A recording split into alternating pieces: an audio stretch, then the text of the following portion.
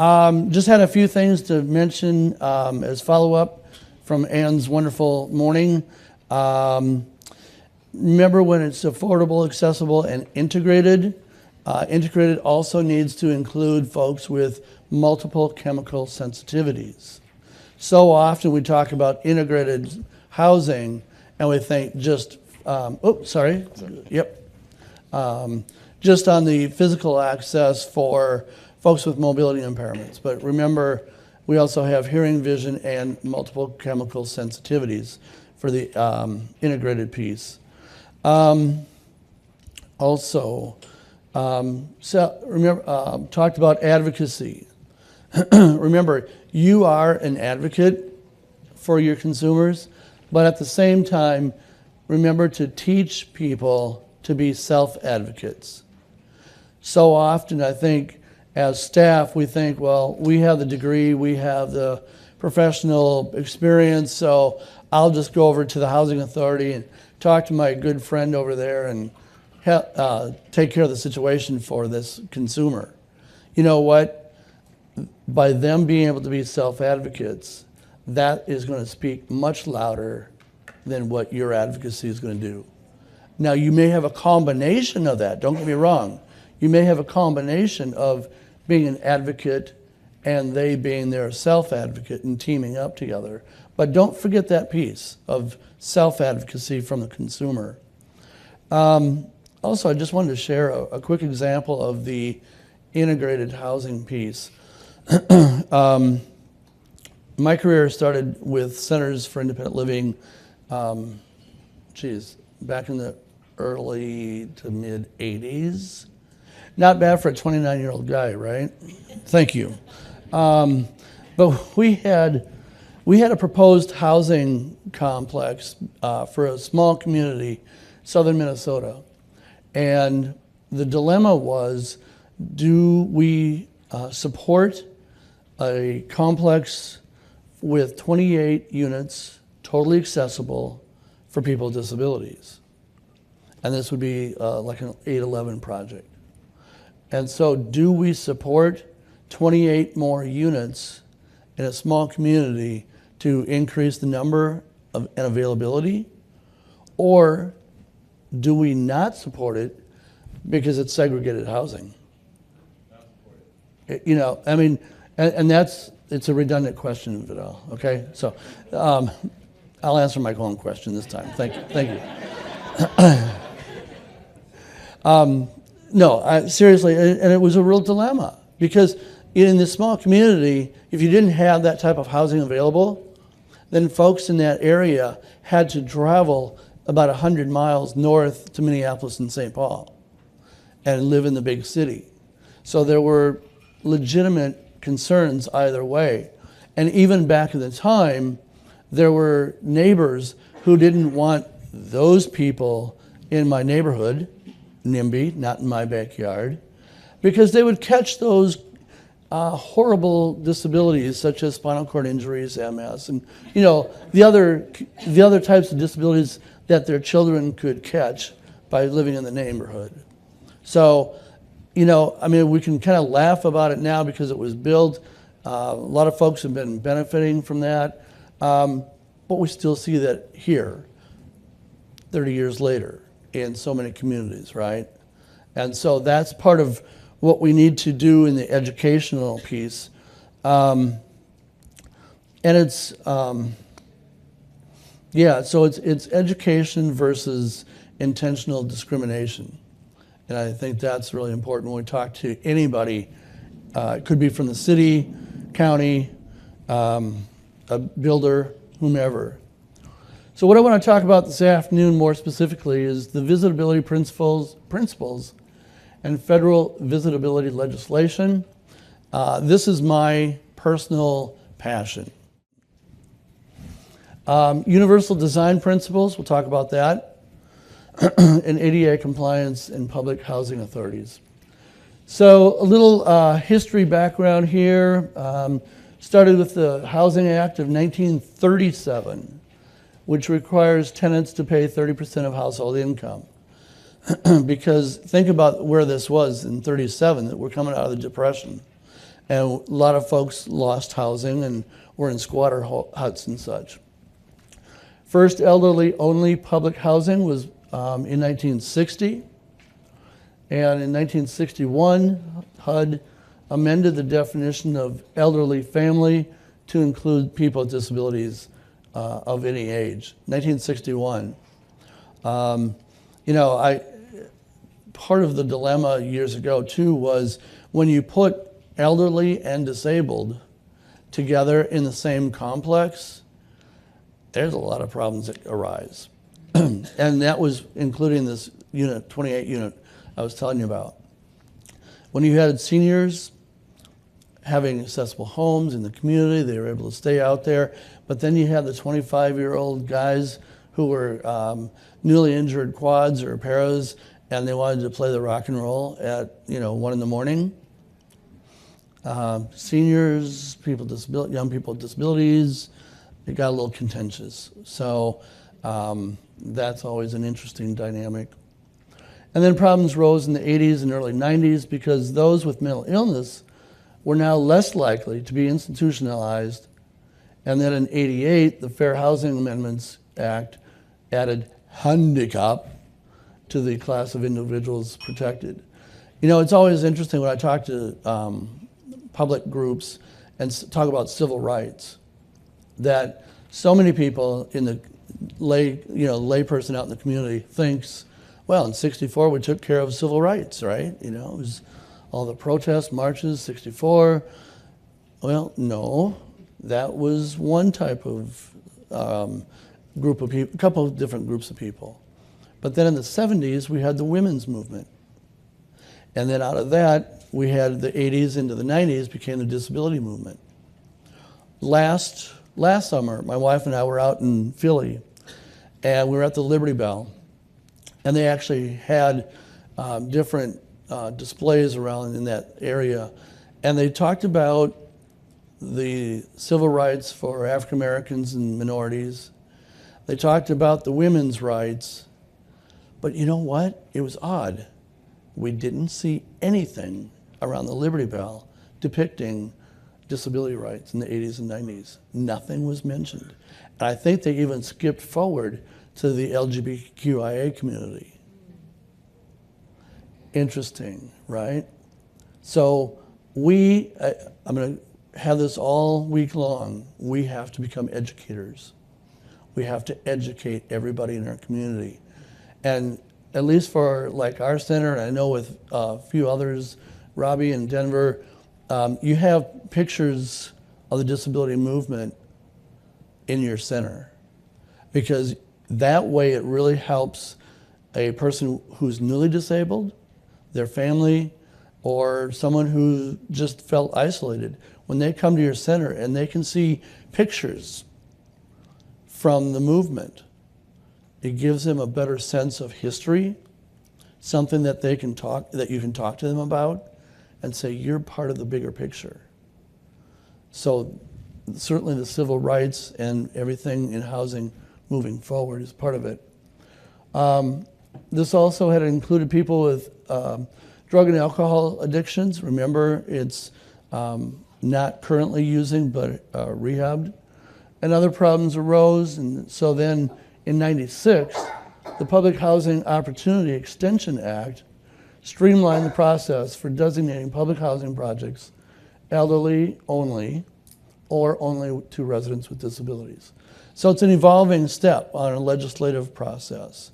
And this is only on a federal level, but certainly you have state laws and maybe even city ordinances that complement or enforce further.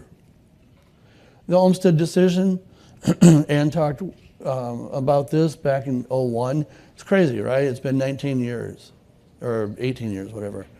And I think if we took a snapshot, not only with Olmsted from '01, but the ADA next month now will be 29 years old, right? 29 years ago. And when I talk to a lot of folks and work with a lot of folks that are under 29, they don't know a nation without the ADA. It's always been. And so when you look at it that way, from a coworker standpoint, those of you who are over 29, you might want to help your younger colleagues understand what a nation without the ADA was like, and do some mentoring amongst your own staff so that you can help them to better understand where we've come from. Because when when I'm talking to groups that tour our facility and our center, you know, they don't know what it's like before, but if you took a snapshot, if you took a Polaroid from July of 1990 to where we are here in 2019, we have come a long way. We have come a long way on a structural, environmental standpoint. But when you take a look at those two Polaroids, actually a Polaroid in 90, now your phone here in 19, we have a long ways yet to go. And we've changed a lot of attitudes. We have. We've educated a lot of folks since 1990. But, people, we have a long ways yet to go. So understanding the physical and housing program compliance, universal design principles in housing, we'll talk about that, the visitability principles in federal visibility legislation, and then briefly talk about the ADA compliance with public housing authorities. Questions yet? Okay, great. Okay. No, need a mic. Yep. We do at the center have photos, and I agree with you 100%. One thing that we haven't agreed, a lot of advocates in California, who is the father of, or the leader as Martin Luther King or Cesar Chavez, who do we look at? Many of us feel that, I forgot his name now. God, that's embarrassing. Roberts. Ed Roberts, yeah. Yep. Because it was a 60-ish kind of thing. This happened in the 1970s, but he really laid the foundation for what we needed to do with his folks. So just kind of wanted to mention that. Yep. Yeah, and that's a good point because, you know, I mean, certainly we here today are where we are because of the leaders back in the day, the 70s, with the Rehab Act and such. And so we are building upon the blocks from those who came before us. And also, just a plug for the NICO conference next month. You're welcome, Tim. That, you know, it's really highlighting, you know, 29 years and where we've come. But what we also are looking at is, folks, we need to really nurture the growth and leadership skills of young people. Because those like Ed Roberts and Justin Dart and others are gone. Others are retiring. And we need to then, I don't want to say fill the void, but we need to grow young people in their leadership roles. We do. And that's where the housing piece is certainly a part of it. So keep that in mind when you're talking about your advocacy. It might be a few consumers that you can nurture and mentor to help you in your housing advocacy. Do not be afraid to do that. So universal design, it's the design of products and environments to be usable by all people to the greatest extent possible without the need for adaptation or specialized design, according to Ron Mace. So the second bullet here is not intended to meet the needs of 100% of the population, only the largest possible portion of the bell-shaped curve. So by this I mean, you have the general public, the population, in a bell-shaped curve. You've seen that where it's low on one end, low on the other end, and the biggest number is in the middle, okay? So whether it's products, durable medical equipment to go along with your physical environment, it's meant to really take as big a slice of that middle that bell shape as possible. That, you know, you're going to have some folks who say, well, that doesn't fully meet my need. And you know what? You're going to have to say, you're right. And just say, you're right. This doesn't. Because, you know, for example, you may have a high-rise toilet, 17 to 19 inches. Well, if you place it at 19, you may have someone, an adult of low stature, and 17 is going to be like, you know, I need a step stool to get on that toilet. I think in my room, I think I have it so low that my knees are up near my chin, but that's another story. But so you get my point, though, that it's a bell-shaped curve, and using the measurements and designs for the greatest possible extent to cover as many people as possible. Also includes factors for accommodating physical, sensory, cognitive, and, like I said earlier, multiple chemical sensitivities. And we need to look at that in a broader sense, because if we forget that, then you know people that we're talking to in the community are going to forget it, because all they think about is the ADA. And I bet you that 90% of us in this room have folks who think that an apartment in a multi-unit complex, an apartment, has to meet ADA requirements. Right? You've heard that? And it's not true. That's not true. So the difference being that the ADA, Americans with Disabilities Act today, it's not the American Dental Association nor the American Dairy Association, okay? I know we're in farmland, but, you know, okay? So bear with me. Today is the Americans with Disabilities Act. That everything outside the threshold of the door, outside, common areas, that's covered under ADA. Threshold in is fair housing. And so they just butt up to each other. They don't overlap, they just complement each other. So as a matter of detail, you can say, no, the unit is not covered under the ADA, it's covered under fair housing. Now, if you look at 5-foot turning radiuses, suggested 3-foot doors, those types of features, that may be complementary from the ADA public areas to the apartment inside, but it's technically not covered by the same. Does that make sense? Okay. And the sensory and cognitive disabilities, you may, for accommodations, put brailing on different, maybe the stove or oven, your thermostat, those types of things that can help someone with a visual impairment. You have the lights, strobe lights, and the sound for both hearing and vision, okay? So it's not necessarily just for folks using mobility devices. Oh, what happened? Okay, I hit the wrong button.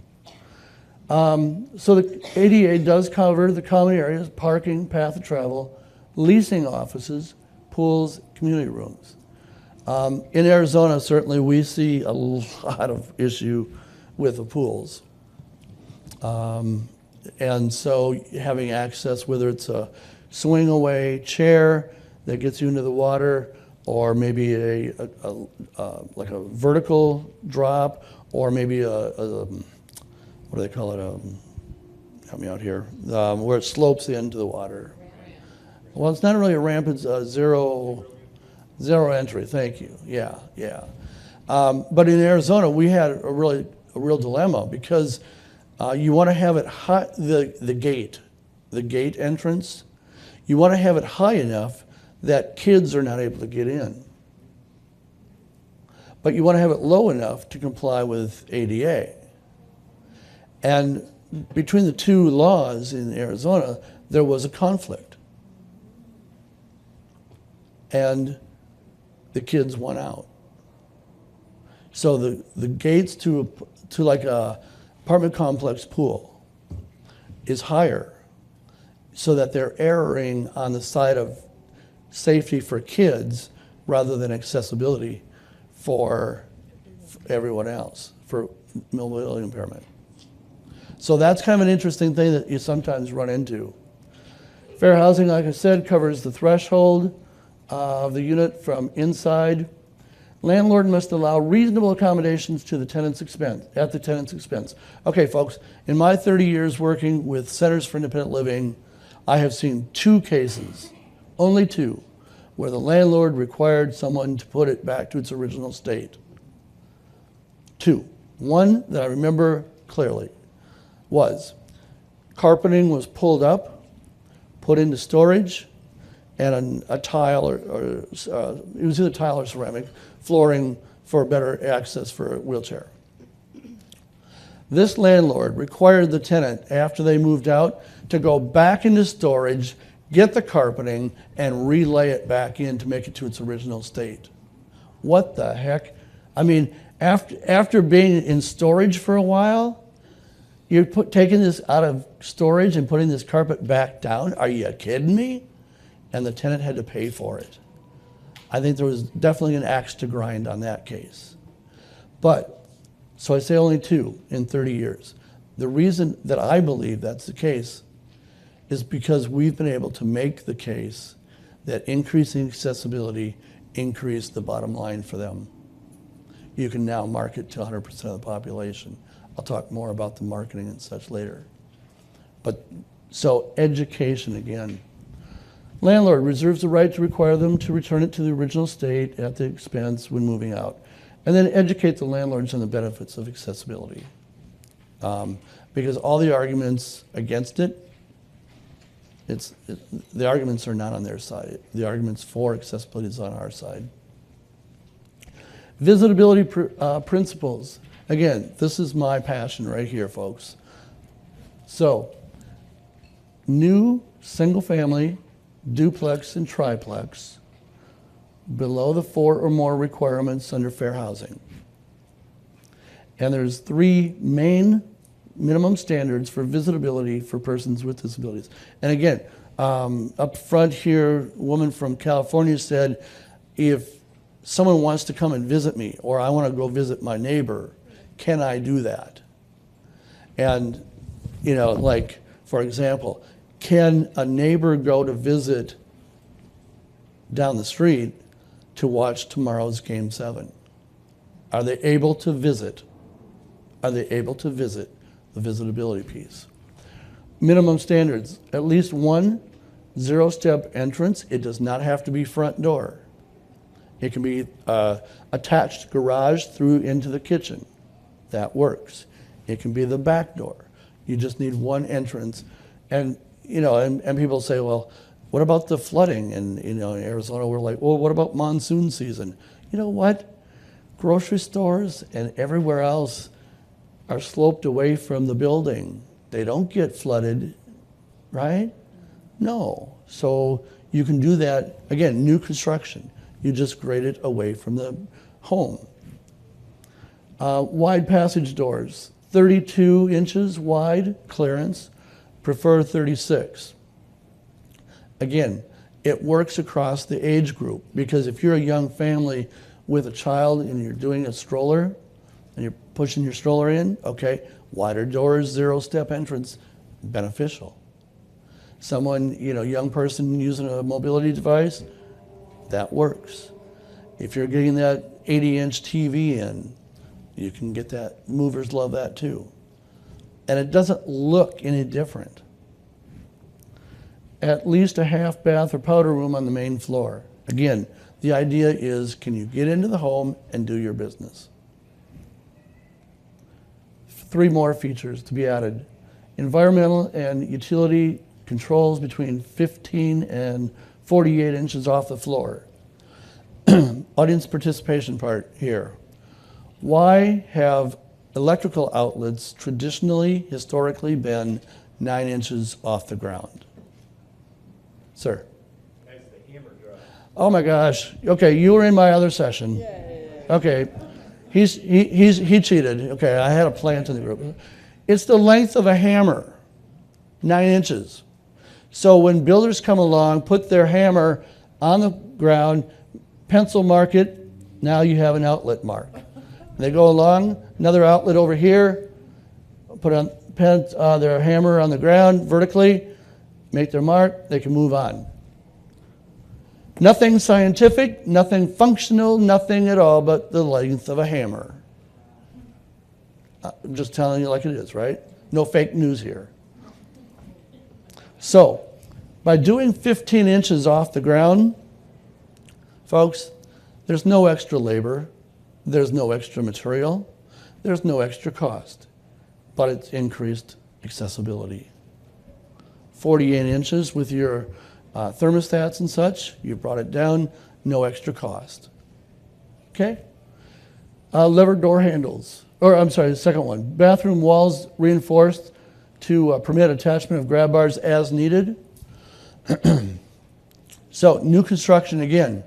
This is scrap lumber on the work site. You take the blocks, put it between the studs before you cover it up with your drywall or your tiling. You put it in there before. It's scrap lumber on the ground anyway. Put it in.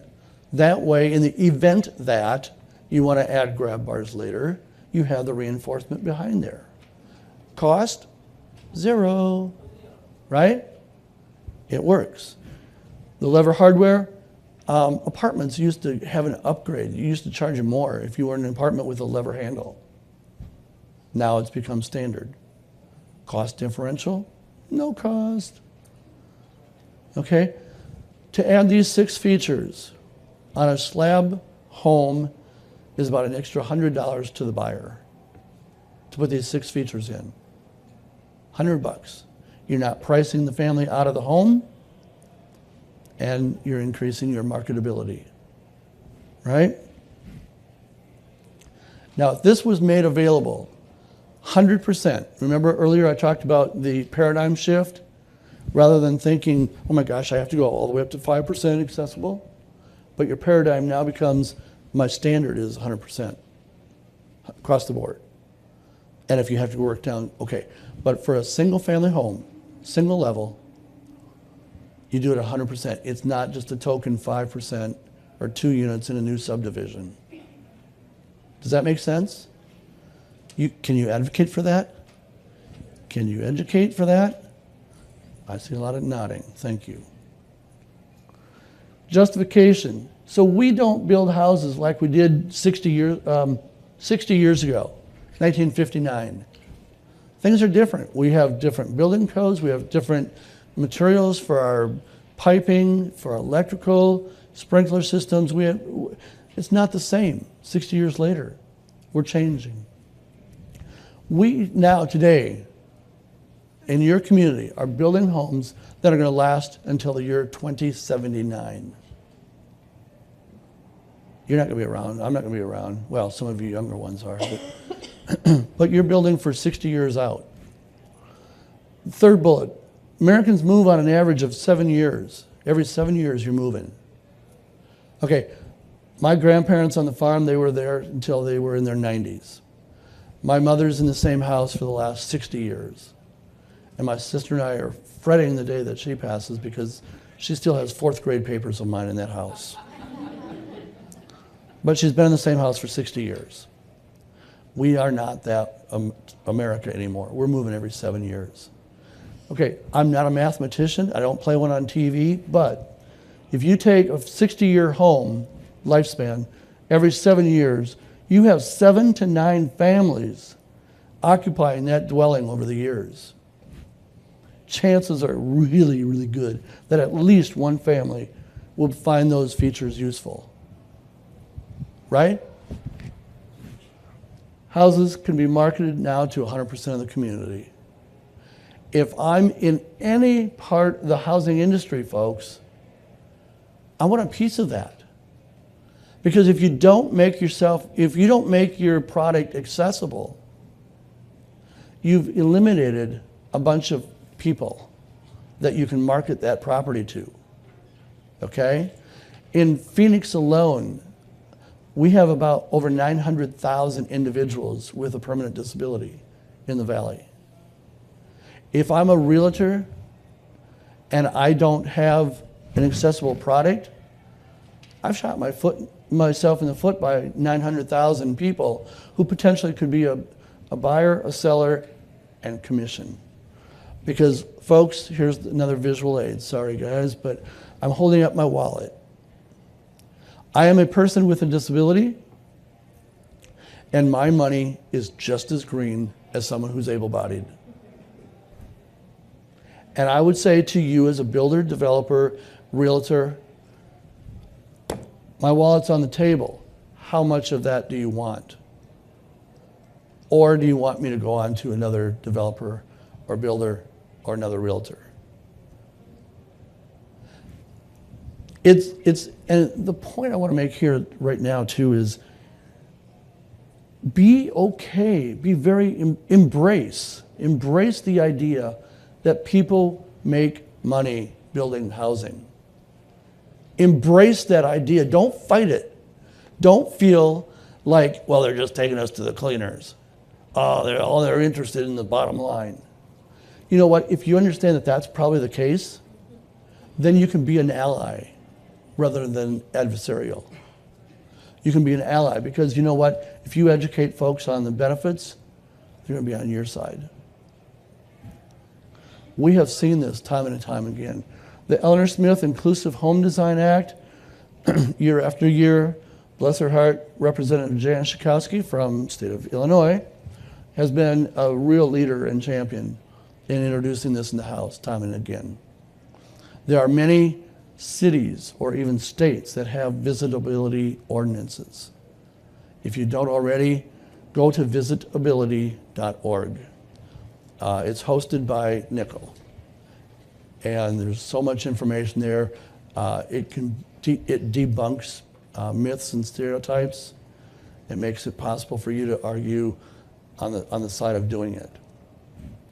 But I really think, too often we've thought that someone is just trying to make a buck on people with disabilities.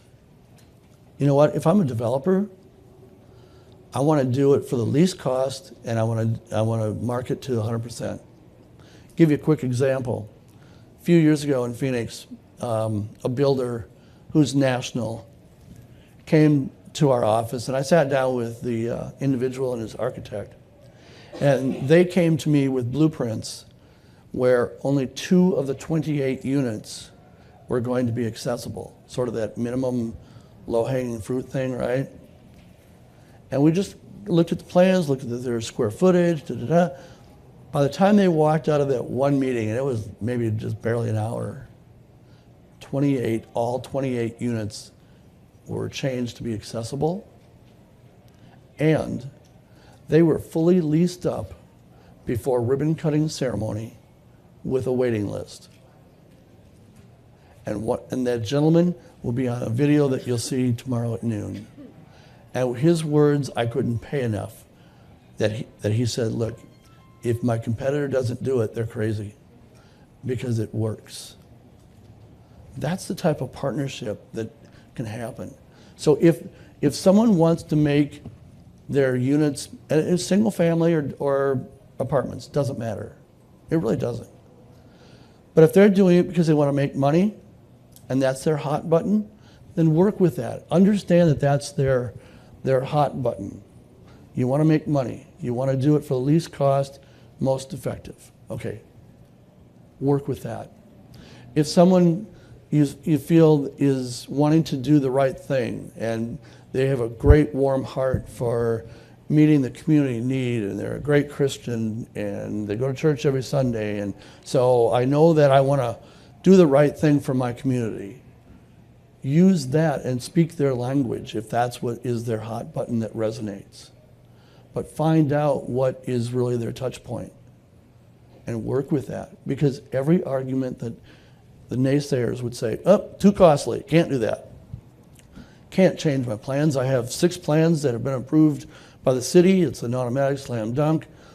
And when you can say, look, in my community, I have 900,000 individuals with disabilities. Show them the numbers, that you're moving every 7 years. We're aging in place, whatever the term you want to use, aging in place. if it's whatever, it's all in our favor. Because think about this, folks. Back in 1959, kids with disabilities or kids that were born with a disability like I was, a lot of them weren't surviving. Medicine allows those young folks to survive and grow up. If you don't have an accident midlife with a car accident, spinal cord injury, brain injury, whatever, you know what? The aging process kicks in, Mother Nature does, right? And you all know full well that baby boomers are getting older and older every day, 10,000 a day, right? And you see the numbers. I mean, you see the numbers of the millions of additional people over 65 in the next 12 years. That's a market that can be tapped into. Because for every person that we keep out of a nursing home and we place them into safe, feasible, economical, appropriate housing, we're saving taxpayer money by $40,000 a year. We're saving $40,000 a year by having home and community-based services or accessible homes rather than sticking someone in a nursing home. The arguments are in our favor. Yes, ma'am. Thank you.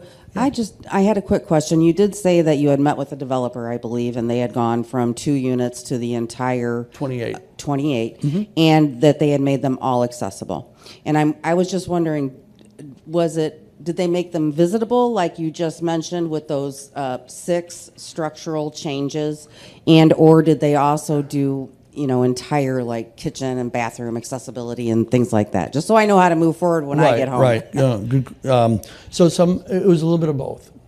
Some had full 5-foot turning radiuses, and some were visitable, which was at a bit of a lower notch.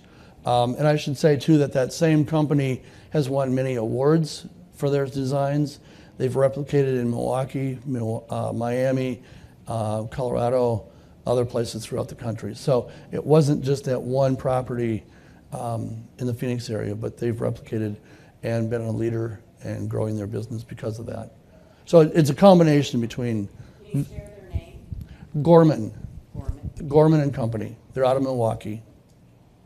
Thank you. Yes, absolutely. No, I don't want to hide them. I put them up on a pedestal for being open to it and doing it. Vidal, you had something? Or no? Yeah. Oh, I'm not forcing you, but. All right.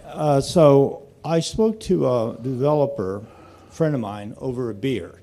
That was an important thing to do. Okay. They're home builders. Important so they part work of the story. outside and they Okay. have beers. So we did that.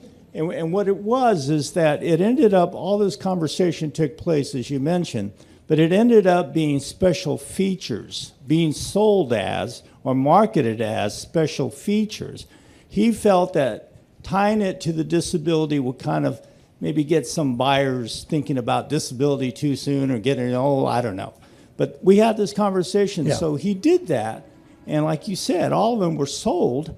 And maybe it was the special features, maybe it wasn't, but they were sold. And that means that if a person with a disability or a family with a person who has a disability bought one of those homes, it was guaranteed that any one of those homes was going to do it. So that's the point. And there's another point to that too, is that builders will tell you, hey, we'll do anything that the buyer wants. We can make any house any way that the person wants. But there's change orders. If you want to go from this to that, change order, cha-ching.